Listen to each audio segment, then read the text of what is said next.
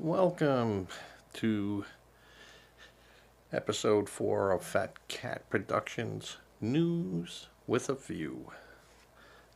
Tonight's we're going to just stay on one topic, and that topic isn't that I have a cold. That just won't go away.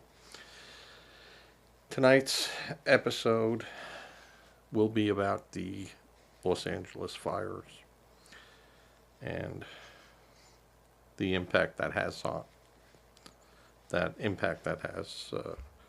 affected all of us. So, welcome to News with a View again, and the tragedy that's taking place out in Los Angeles and the area in California is biblical. The destruction is complete. There's no other way to describe it. There'll be finger pointing, there'll be blaming, there'll be charges, there'll be investigations. But we really have to, as a nation, put aside our political differences and do what we need to do, and that is to help the people and all the people affected by this. This goes beyond homeowners. This goes beyond political boundaries. This is a tragedy that has not beset this nation since the Civil War. I think this tragedy eclipses anything we've been through in our lifetime.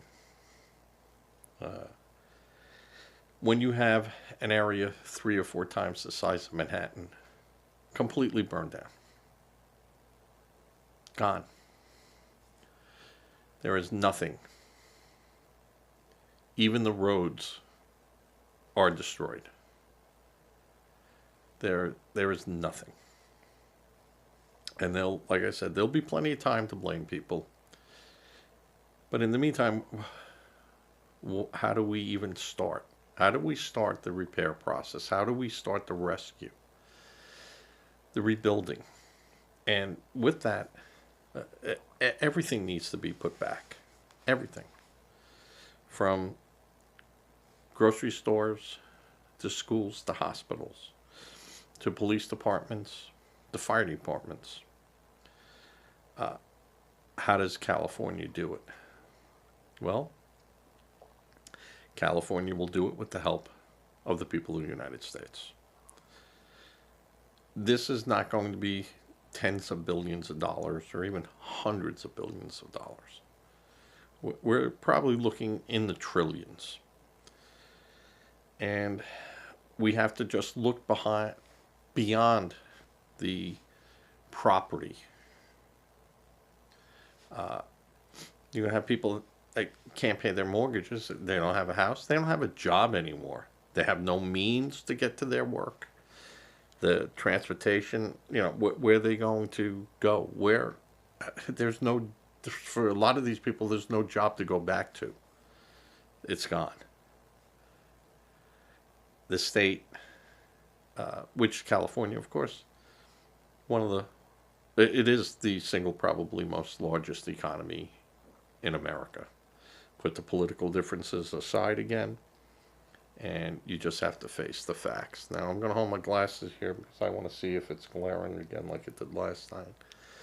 If it does, I'm sorry. There's not much I can do about it with the lighting I have here.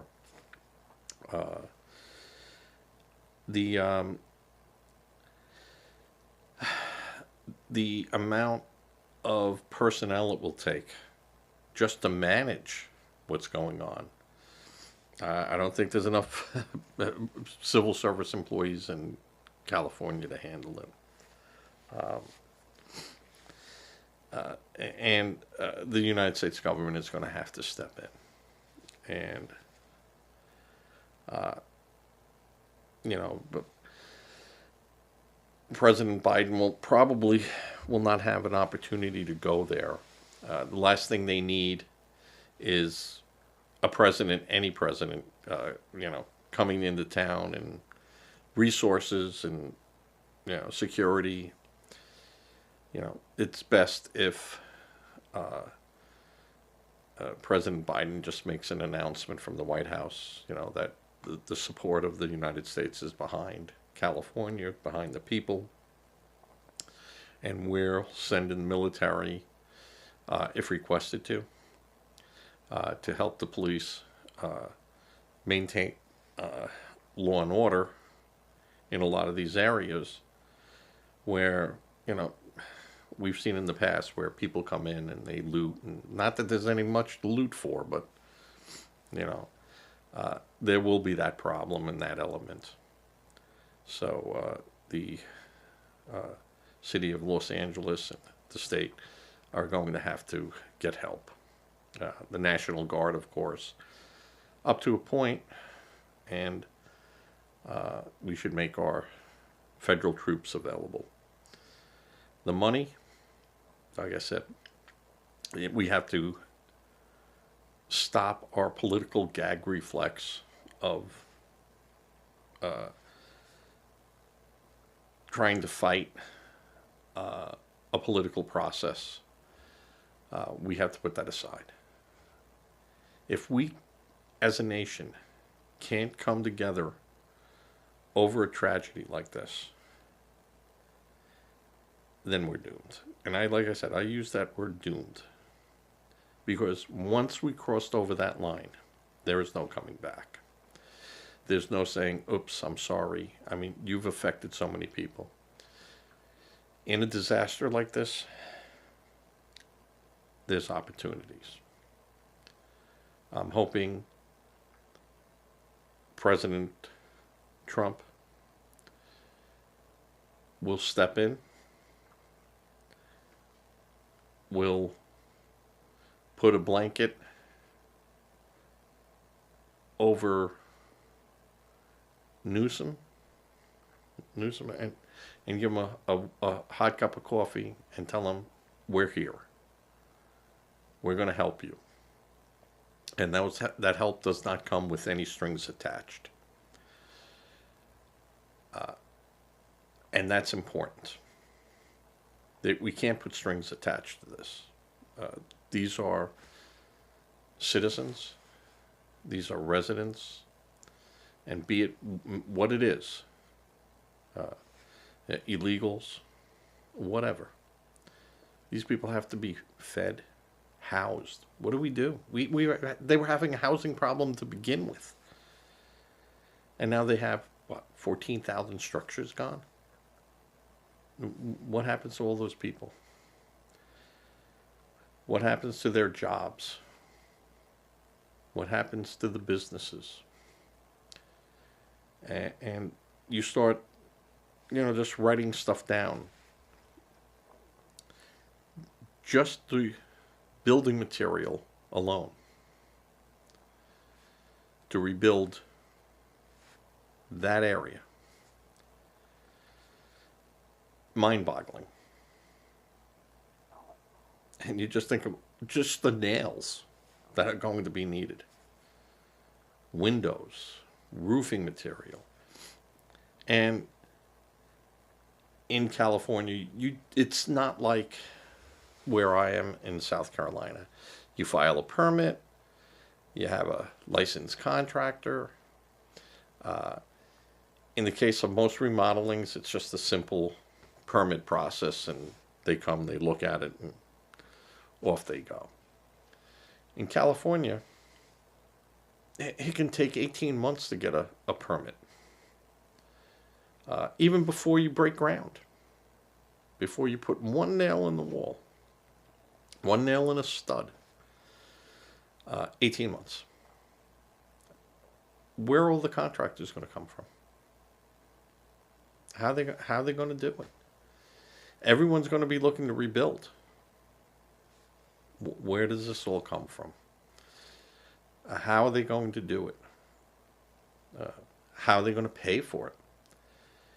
The people that do have fire insurance and do have these things, insurance, most of these people are not going to be fully compensated for their loss. Yes, you could have a 3-bedroom house, and the insurance companies will assume that the bedroom sets that you bought for that house 20 years ago, or you paid $1,000 per room at the depreciated cost, and even though you might have replacement value, you're gonna have to fight for that. You had a living room set, it's going to be X amount of dollars. You have a kitchen, it's going to be X amount of dollars. Yes, if you just redid your kitchen and spent $50,000 on it and improved that, you'll probably get most of that back. But that's it. And you're going to have to prove that you had, a grandfather's clock that you paid $4,000 for, or was valued at $4,000.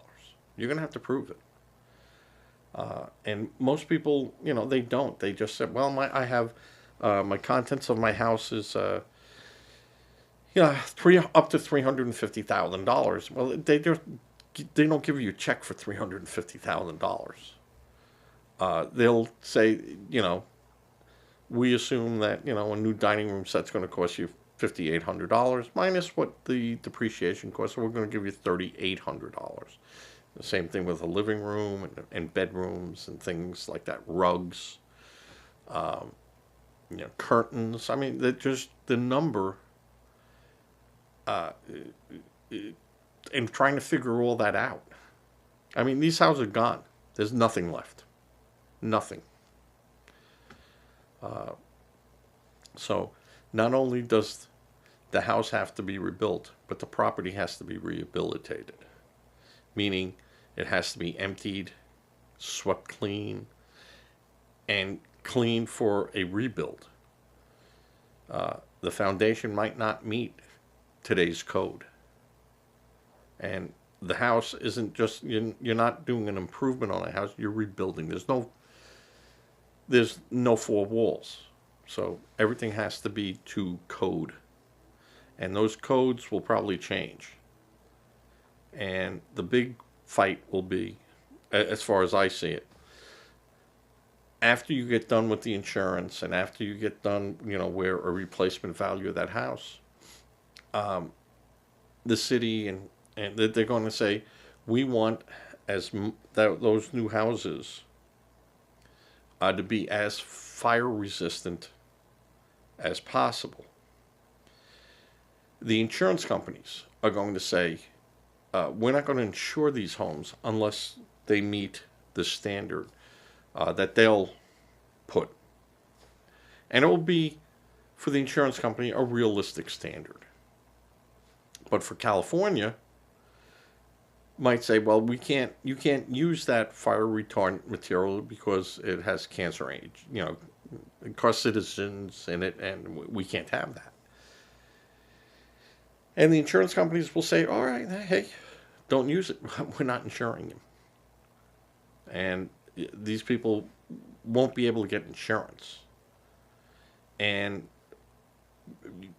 what you also have to take into account is the lien holders of the property, first mortgage, second mortgage. They get paid first. Now that's total destruction of that property. So if you owed $550,000 on it, and the replacement value is considered $400,000, the insurance company would have to get an agreement from the lien holders that the rebuilding, that their brick and mortar that they lent that money on is going to be put back in the same manner that it was before, if not better, so that their security is secured. I don't know how they're going to do that. And most uh, most mortgages have a call notice in it. If that house is more than X amount destroyed, and the insurance company goes, boom, you're getting $680,000. That's the rebuild cost, your furnishing, and everything else. And you got to remember, these people lost everything, everything. They don't have the clothes on their back and the shoes on their feet, if they even had shoes. And, it might be all they got, and they might owe $500,000 on a note, which for California is probably low. What would happen in a total loss is the insurance company would pay the lien holder, and you get the rest. You get what's ever left over. So insurance adjusters who will represent the homeowners will be in high demand, because you forget your curtains, your shutters, your extra chairs you bought, the pictures on your wall, your some of your jewelry, and if these things aren't cataloged, if you can't prove that you had these things, you're going to have to fight to get that money. And that's where an insurance adjuster would come in handy, and worth their money. But there's only so many of them that are qualified, bonded, licensed, and who have a history of, helping out a homeowner. So there'll be a lot of people swindled, and there'll be a lot of lawsuits going back and forth. But in the meantime, they might just pay off the mortgage. They'll clean the property up because it has to be rehabilitated. Or they might not. They might say, here's $680,000. You give your insurance company, you give your mortgage the $500,000 that is owed, and you get the rest. And that's your property. You got to clean it up. And now you have to find a new lender and go through the whole process of building. But in the meantime, if they settle with you, they're not going to pay for you to live in a hotel. And really, in that area, what hotel? So there's going to be a mass exodus of people that aren't held to the area. They don't own a home. They rented. They had apartments. For them, it will be easier to pick up and leave because there's nothing holding them down. You have a house, you have kids in a school, you work in a hospital that wasn't affected, but you work. You got to stay in the area, or at least reasonably stay in the area. How is this all done? How are these people compensated until the insurance comes in? Until this is happening, you can have FEMA. We saw the debacle that was in North Carolina. I have very little faith in FEMA.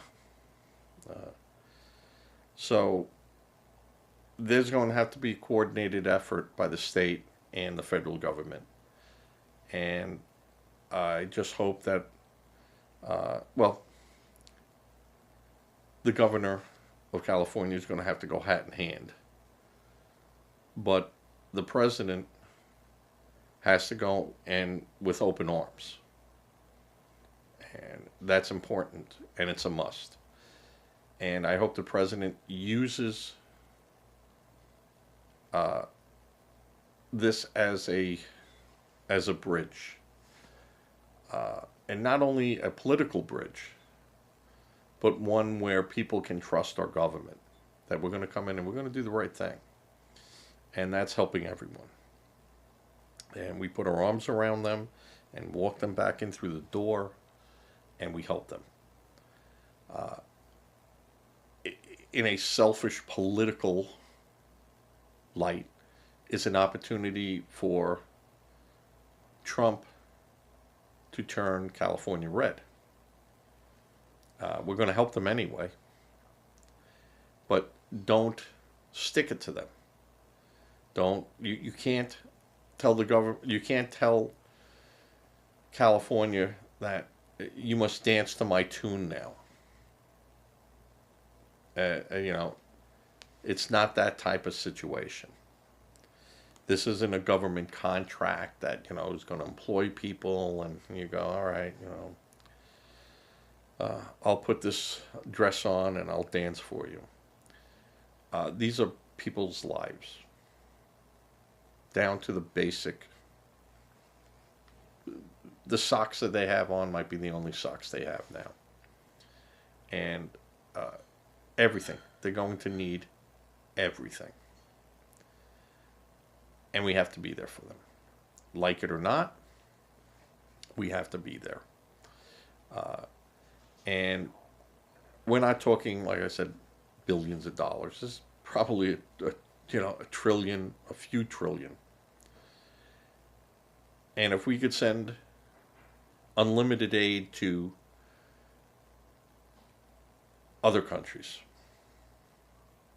well, they might have to wait, because we can't provide you with anything if our third largest economy is impacted for the United States.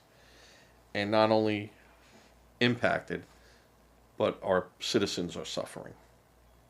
And that's unacceptable. With any of these tragedies, there will be suffering, and you can only do so much so quickly. But we have to do it, and do it unbridled. We have to, we have to do it in a manner that is fair, reasonable, and adequate. And there's no reason why we can't do it. We've gone to the moon.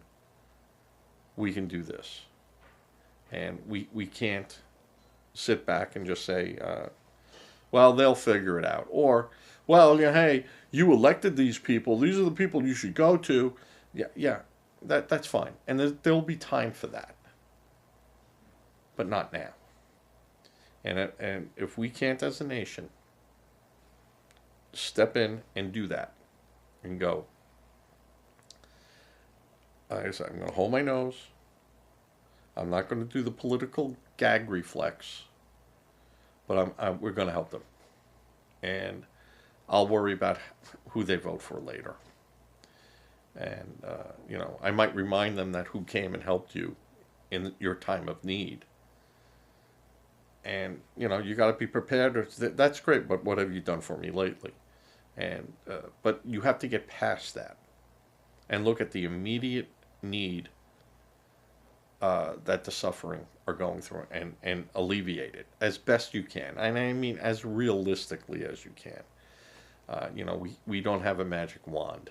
We can't make this happen overnight. But what we can do is put the resources of the United States at the governor's hand and help them. And regardless of whether Newsom's going to run for president against Vance in 2028, it doesn't matter. It doesn't matter. That has nothing to do with what's going on today. And we have to get past that. And if we don't get past that, not only shame on us, and that's shame on every single one of us. And we have to get past that. And it is imperative. And it doesn't mean we lower our standards on what we believe in life and what we believe in liberty and stuff. No. They need help. And, when someone's drowning, and you have a life preserver, you don't ask them, hey, who'd you vote for? Who are you voting for? You don't do that. You throw them a life ring. You throw them the life ring and give them a towel, give them a blanket, give them something to drink, and you move on. And that's what has to be done here. And if we don't do that, again, that's the beginning. Well, that's not even the beginning of the end. That is just will be the point of no return. You can't fix that. You can't go to people that had everything taken from them and go, well, yeah, we really should have helped you a lot more, and we didn't, and, lesson learned. No, that won't work for her. That won't work. But if you go and say, I helped you, and you're back on your feet, and we're helping the community, and we're doing this, and we're gonna help you get through this. They might remember that, and they might also remember that, hey, it was my legislator, and he was a Democrat, and he went out there and he pushed hard. He got this stuff done, and they might vote for a Democrat, even though it was a Republican government that came in and helped them. But you can't look at it that way. And we mustn't look at it that way. In this light, it's a disaster. It isn't a contract. This is a disaster. And it is a disaster. And I don't think, we can even begin to assess what has happened. And again, they'll be blaming. I mean, we already saw it, President-elect Trump, they didn't clean the underbrush. I've been telling them for years to do this. And you have Governor Newsom saying, why wasn't the reservoir filled up? And I mean, really, that reservoir, that wouldn't have done anything. And all those houses being burned, and all the gas lines, all the water lines were then exposed. That pressure drops.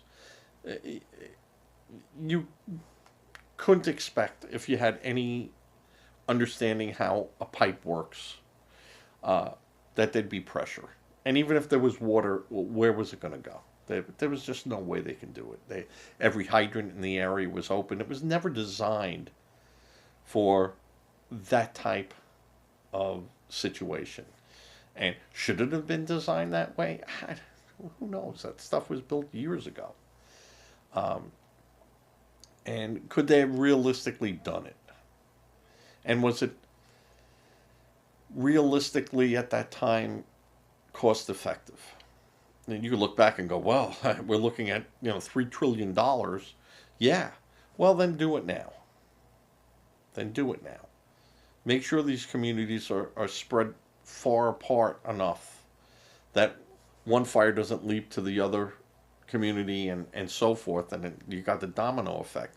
Make sure that the underbrushes are all taken care of. And if there's little crustaceans living in a pond that you can't touch or do anything with, and you can't improve it, and you can't suck water from it or take water from it, well, you know what? Then we really have to start thinking past that point. We can't let these things stop us. And, well, we had to think of the crustaceans. Well, we got to think of the people. And, the crustaceans were there for, 5 million years. Well, if they were going to evolve into a higher form, they'd be driving us around and not living in a pond for 5 million years. So we have to be realistic. If we're going to allow building in an area, then there's going to be an impact. And that's what happens. And we've seen that all over. To me, a lot of these disasters that are going on, it's not climate change. And it's not weather. we're building in areas that were never built on before, and reasonably and feasibly were never looked at, because exactly what happened. The storms come in, and this, gets wrecked, and you have uh, builders come in, they buy the property, they grease the wheels of the politicians, and they build. And well, the houses are on, we're building them stilts, we're doing this, we're doing that, and it never meant to take on the full brunt of a hurricane like in Florida. Even where I am here, I'm probably, by bird flying, less than a quarter mile from a major river, and probably less than a mile, maybe a mile and a quarter of the ocean. So this was all swampland filled in. And, even though we're not in a flood zone, you know, who knows what was going on here 100 years ago. So I do carry flood insurance, even though I'm not required to. For the $560 a year, I got a little peace of mind. Fire insurance, we got. We have it. We have it all. We pay. It's not cheap, but we pay it. And though I was looking through my house, and I probably really need to have an insurance person come in here, look everything over, and says, this is what your content is, this is what we have pictures of, this is what you're going to send into your insurance company, and so that you can make a claim. And the only problem with that, the minute you do that, the insurance company is going to drop you. And good luck with that.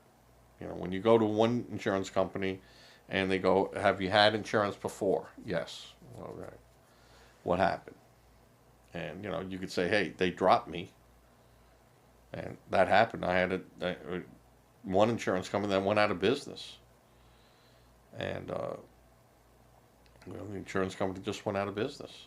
And it wasn't the company that I bought the policy, through an agent. It was the insurance company. And so we quickly had to run around and find a new insurance company that would cover us.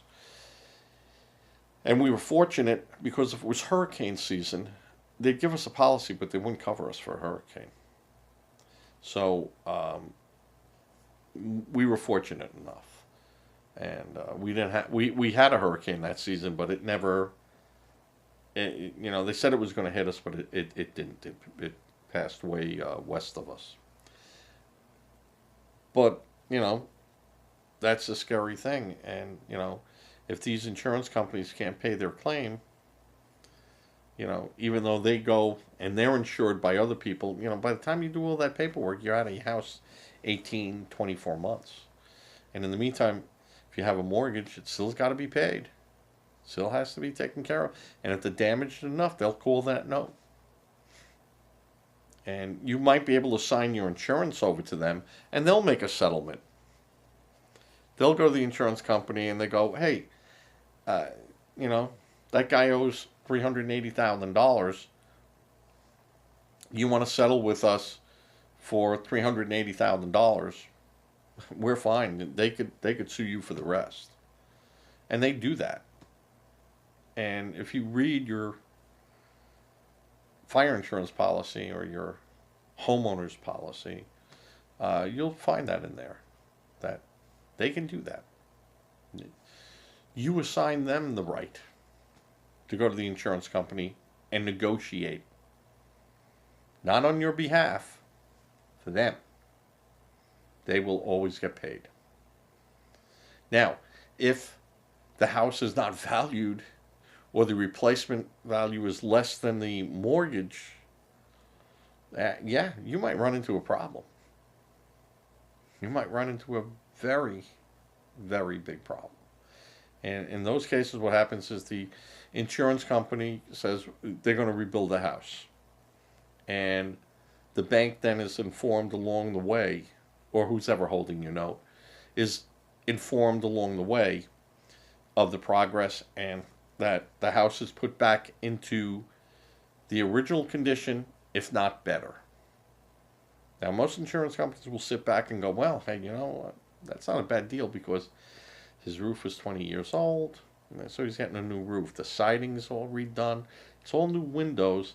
So the chances of something bad happening, you know, is a lot less than what had just happened. So even Stevens, we might be able to make a go of this. Um, but what ends up happening, we've seen this all over, is insurance companies pull out of the area and they go, you know, hey, next year we're not writing you an insurance policy, and you have to go around and find one if you can. Florida, people couldn't do it; they couldn't pay that price, and so Florida started its own state insurance pool, and that is unsustainable. You know, that was just a stopgap measure until these people can find something. But there's nothing to be found. If the insurance companies move out of the state, and when they do that, they're not going to write auto insurance. They're not going to write homeowners. They're not going to write liability. They're not going to write casualty. And for the most part, they're not even going to write life insurance policies in those states. And you got to find someone with that will. And that's what ends up happening. They just pull up stakes and they move somewhere else. And they go, it's not viable. You know, insurance companies are businesses. They got to make money. And if they think they can't make money in an area, they're gone. They're gone. So it's going to be interesting. And everyone's insurance will go up from this. There's no way a State Farm I think Geico pulled out of there, and I think State Farm pulled out of there, California, a long time ago. So, you know,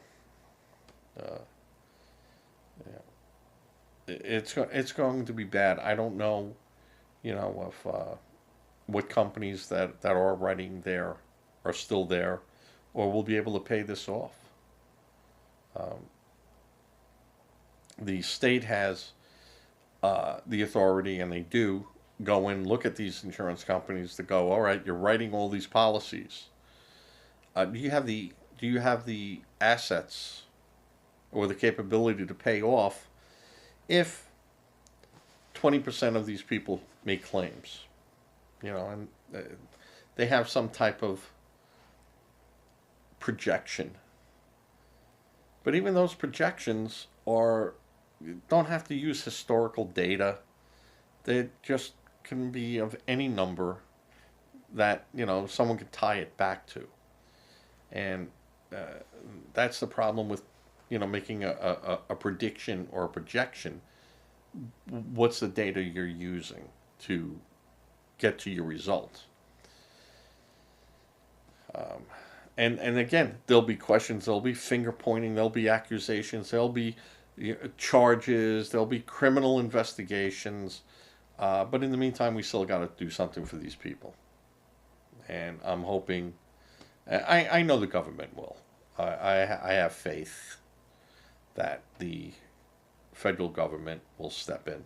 And again, you know, you hate to see our government become entangled with business and insurance, but we've already been there.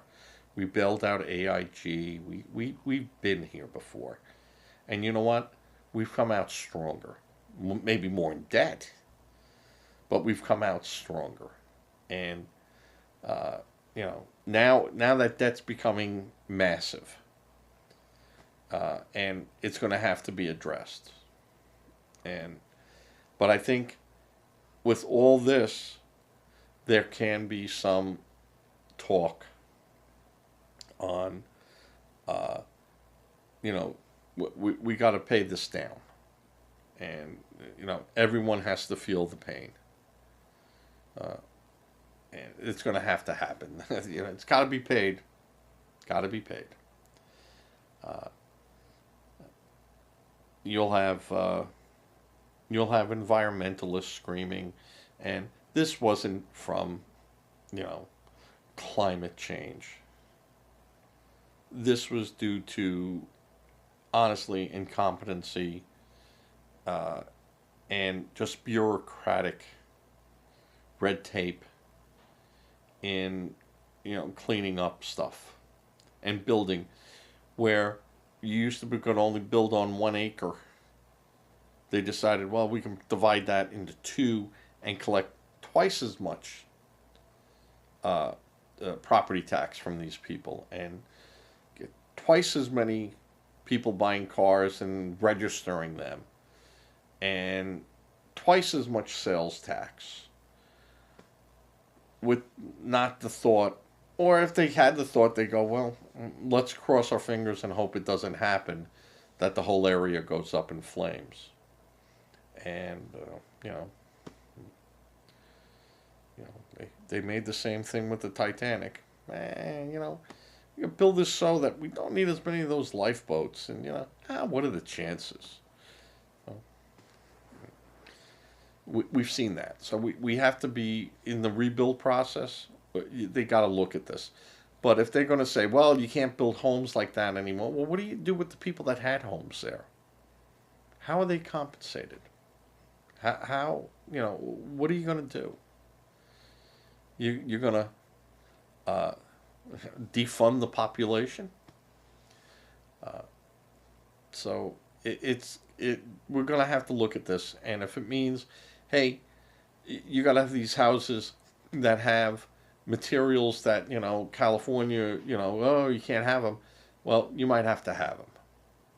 Because unless that, or you're not building, move on, and, you're still on the hook for that property. You file bankruptcy, do what you need to do, but until that time, you're still on the hook for that property.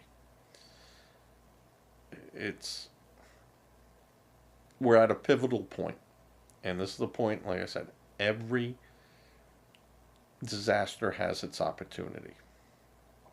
And I see, what I do see happening is outside people with outside money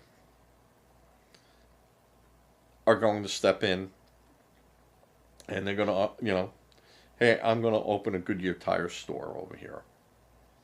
Because, Goodyear says, we're pulling out, we can't do it, or, a tire store. I'm going to open up a repair shop. I live in Nevada, and I got a repair shop here, but, my brother-in-law is pretty good. I'm going to do that over there for a cut of it. And you're going to see that type of opportunities, and, down south they were called carpetbaggers. But you're going to have that. Now, you don't have to have that. You can have the Small Business Administration come in, and those businesses that, were lost, you can have them restart. But what do you do with the people with a company that had 15 employees that got wiped out? He can't pay that payroll. There's no way he can keep that going. And there's no way for him to go and get the money to reopen and get those 15 people who now moved away because, again, they rented, they didn't own, they're gone. They're gone in the wind. And how do you compensate these people? It's going to be extremely, extremely complicated and extremely costly. And you're going to have people sitting there from both political parties working together to say how this money is distributed, how it's given out, and how it's accounted for. And we saw with FEMA, they have accountability problems. They, say one thing and do another thing. Or they say it, and then they look and they go, oh, yeah, well, we didn't, well, we used that over there, but, well, there was no disaster over there. Why did you spend $280 million on hotels? Oh, well, that's where we put, the paroled immigrants. Well, that wasn't FEMA's job. Well, under the title and everything, we can, and no one knows it. Now, Congress might know it because they're the ones that fund it, but they weren't making that known. And that was from both parties. I don't, this is just bad government. This isn't bad Democrats or bad Republicans. This is just plain and simple bad government. And has there always been bad government? Go all the way back to the times of the Romans. But here, for the most part, we don't have to worry about getting a knife in us. We have to question our government. And I say that in my podcast. The more things we question is the stronger our democracy gets. And you can question things, and there should be questions. Nothing should be rubber stamped. You rubber stamp stuff, problems happen. And not everything rubber stamped becomes a problem. But things get, well, this is the way we've always done it. And, Joe did it, and Charlie did it before Joe, and before Joe it was Bob who did it. Yeah, that becomes a problem. Past precedent, if it's not right, doesn't make it right. And it's the same problem that Attorney General Garland faced with Jack Smith, where he said, hey, I've done what other attorney generals did. Well, doesn't make it right. So, you're the one that we got caught. It's like, well, everyone was speeding, and yeah, but I caught you. So, that's the way that works. And we have to watch FEMA. And they're going to be getting, crazy, silly amount of money. And we have to watch them. They got to be held accountable. And we have to feel our government is being accountable and showing this money is being equally distributed from the poor to the rich. Just because they're rich doesn't mean they can't apply for a FEMA loan to rebuild their home. They're entitled to it. But you can't have it all going to them and nothing to the poor because, well, their credit wasn't good or, whatever. You still have to go through a process. And we got to make sure that it's a fair process and nothing is gained. Because we saw that with, during COVID. They gave all this money to companies to help them make payrolls, to do this, to do that. And in 3 days, the money was gone. And the little guys who, were just trying to fill out the paperwork. Well, the banks already rubber stamped other people. And they got theirs and the other ones didn't. Yeah, no. We're once bitten, twice shy. And we have to make sure that this is done correctly. As a nation, we have to demand it. We can point the fingers later. And, but right now, we have people hurting. And we have a true disaster that is no fault of these people. And you will have people, like I said, that go, well, you voted for those people, you're responsible. Yeah, fine. Yeah, they voted to have their houses burned down. No, they didn't. No one did that. So we have to get off that, like I said, it's the political gag reflex. We can't do that in this case. This is not the case to make that. Or to sit there, well, you were warned. We warned you. Now, good luck, you're on your own. No, we can't do that. Because the people, they vote and they expect their government to do, what they say they're going to do. And if they elected people who said, I believe that every leaf that falls is sacred and must be preserved on the ground. And the people vote for them and they're, hey, yay, yay. And the house is burned down. Do you say to them, well, you're the ones who did that? Well, no, the people that ran there should have been people, and they were people who said, hey, that's not a good idea because that's fuel for fires. And the other one, well, you hate the environment. No, I don't hate the environment. What I hate is wildfires. And they're called wildfires for a reason. And you got to take the fuel away from them. A healthy tree takes a lot more to ignite than the dead ground cover, where it just follows it. And, the convection just keeps feeding it and gets stronger and stronger and stronger. But it doesn't mean you hate the environment. You're saying, no, that's actually healthy. We give the trees a chance to grow.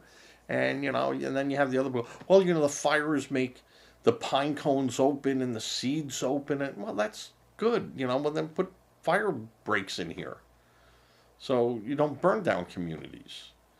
And you cut that grass and you cut that areas out so that, if a power line falls, that it doesn't start a huge fire. I mean, this isn't rocket science here. It's just common sense. But we can't let that stop us from going, well, hey, you made the bed, you sleep in it. You can't do that here. This is not a political thing. This is people suffering. And you have Republicans suffering, you have Democrats suffering, you have people that don't vote, have no political affiliation. You got the green people. You got everyone. But if you take all that and you go, what's the common denominator here? They're all people. And if we can give money to other nations who have the total opposite of what we call democracy, then we can help our people first. And that must be done. And if it's not done, I will be screaming. Not that my voice will be heard, but maybe if we get enough people screaming, they'll hear it. And again, it's not that the squeaky wheel gets the grease. We want to make sure, one, that the wheels are always greased and maintained so we don't have to grease the wheel. They're maintained. And they're made so that they don't need greasing like they normally would need. We have to put the political differences aside here. This isn't a political agenda. Now, you could use it and go, I was the one who helped you, I did this, but there was no stipulations. There was no fine print. But it also means that we just don't keep throwing money at it. But, it's done with responsibility. And I think we can do it, but we really have to watch FEMA. Because they're the only people that can do this. The government is the only people that can do this. And we're going to have to call in not only the National Guard, but federal troops. We're going to have to protect areas that people can't go back into because there's no infrastructure now to support that community. All the power lines got burned up on the way there, and there's nothing. No telephone, no cell towers, no anything. So those communities, people can't safely stay there. So it's not just the burned out areas. It's all the peripherals that might have been serving those areas are gone. hospitals, doctors, dentists, lawyers. I mean, just state buildings and local government buildings. I mean, there's a whole recovering, and it's not going to happen quickly. This will be years. And hopefully, from this, we'll learn. But again, I don't think this is climate. And again, if you don't know the difference between climate and weather, we're not going to have this conversation. Um, because if you think climate and weather are the same, I'm not going to talk to you.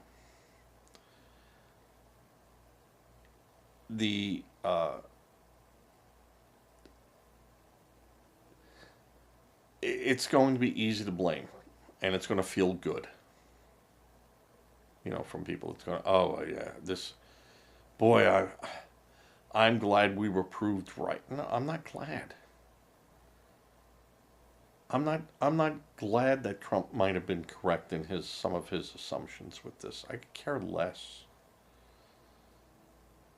This is people suffering, and I'm not glad about that. I feel for these people.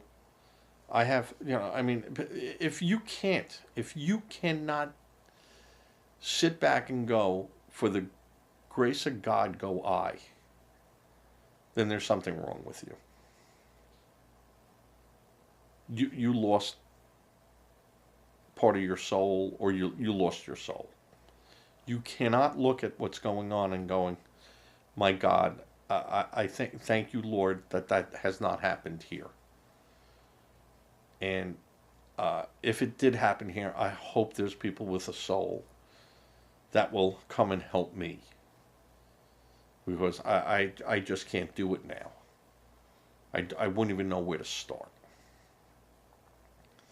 Some of these people, they don't even know who their insurance company is. They don't even know their policy number. They don't even know who to call. That is how far this impacts. They won't know their policy numbers for their cars that burned in their garage. I don't, who do I call?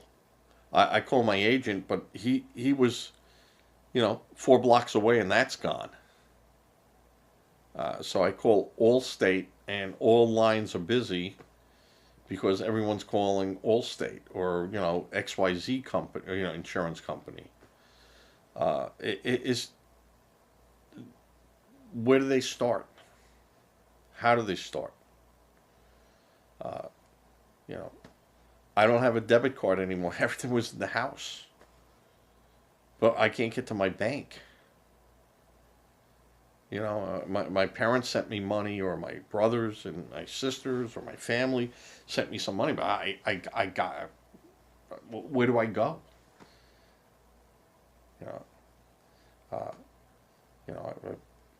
I know I have an American Express card. I don't know what my number is.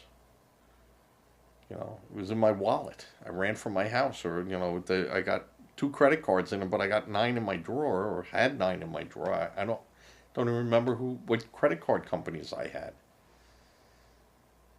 So this is going to be, like I said, it's apocalyptic, biblical, because these people are going. It's so massive. It's like, where do I start, or do I even start?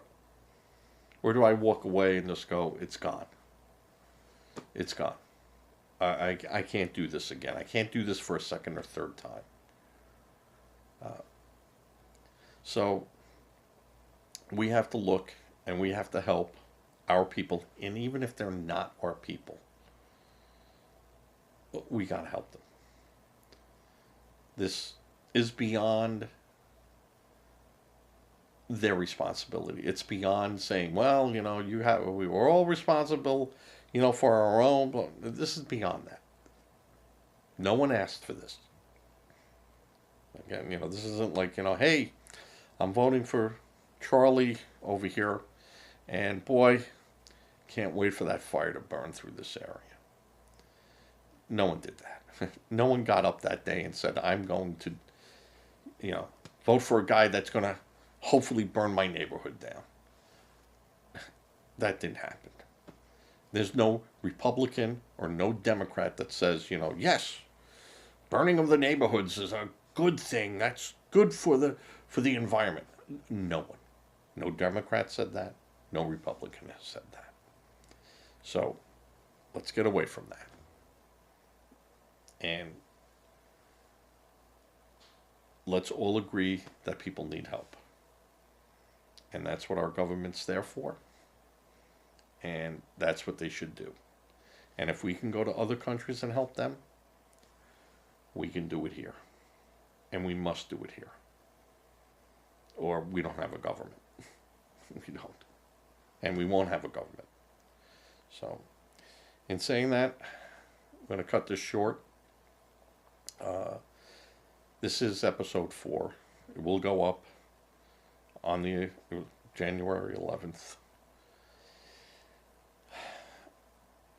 I was hoping that I would go to the inaugurations and I'd take some video of all that, but it doesn't look like I can do it. Unfortunately, I have too much on my plate, and plus it's going to be like 15 degrees there, and we'd have to stay about 45 miles out of the Washington area and then get there, and being Ulsters and 2 times my size, I don't know if that's a good idea, and the wifey is putting the brakes on that. Yes, I am controlled. There are people that can control me.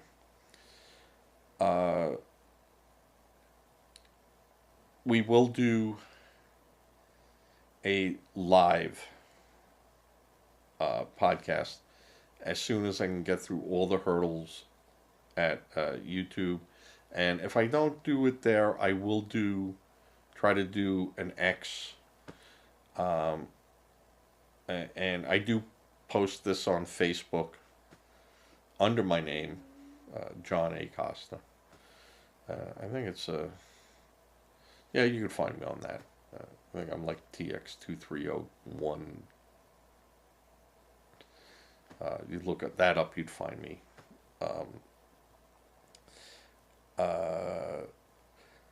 But that should be a live one coming in the next, I'm not going to push it in the next couple of weeks. We will have another podcast that I'll do tomorrow. I won't spend as much time on the fire. It's just, we know what it is. But if there's any major updates on that, it will be discussed. I would love to have spoken on today's outcome with Trump and the sentencing. And, it was actually much to do about nothing since he now is sentenced and, nothing happened. It was actually just thank you for your time, and out the door you go, and there's no probation, there's nothing. That the appeal will go forward, and there are many spots in that trial that probably does warrant an appeal, and we'll see what happens. I doubt if New York would spend the money on a retrial, and my belief is that it will take 2 or 3 years, but the case will be dismissed or, sent back or whatever. But that's just me saying. What do I know? If I could predict things, I'd be cashing in that $1.3 billion lotto thing, and this would be the last thing I would be doing. And just so you know, this is not monetized.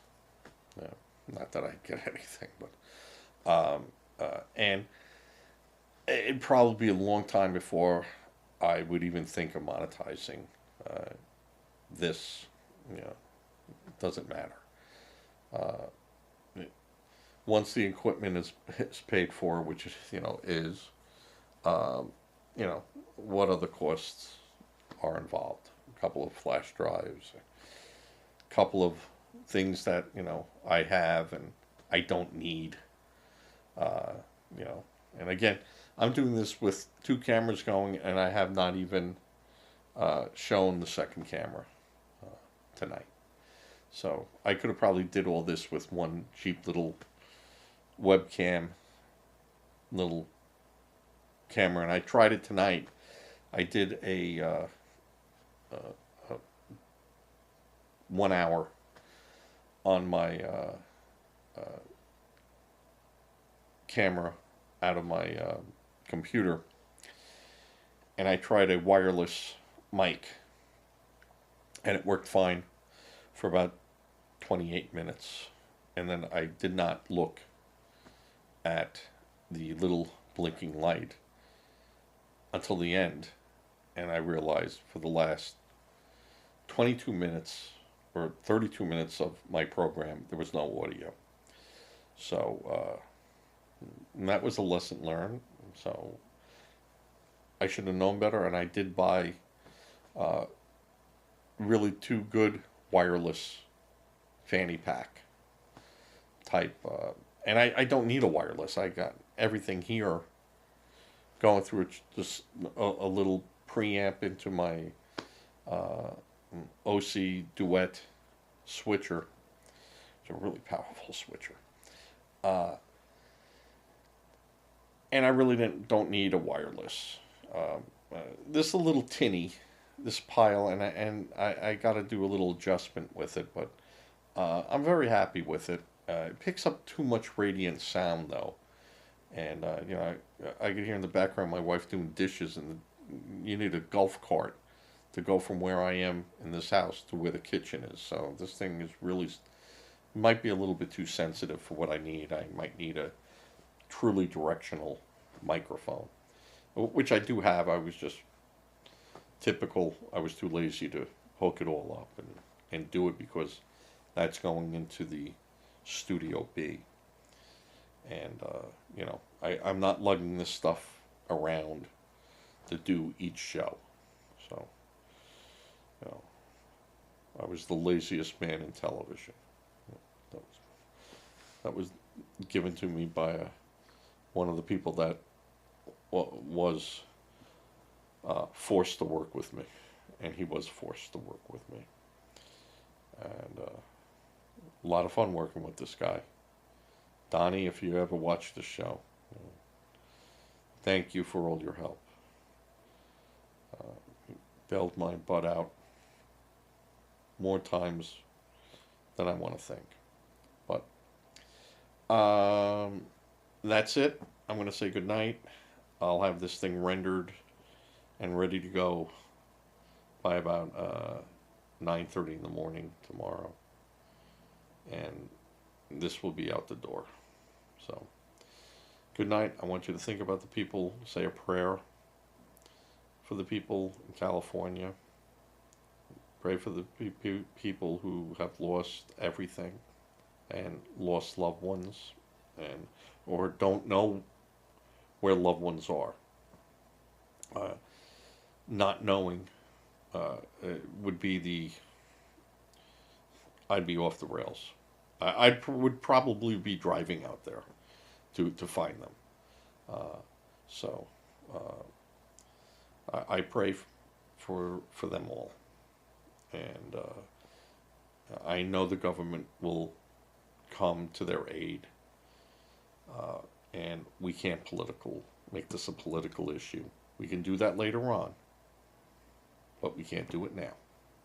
We just got to help. All right, thank you, and everyone have a good evening. I'm going to reach over here, and I'm going to fade the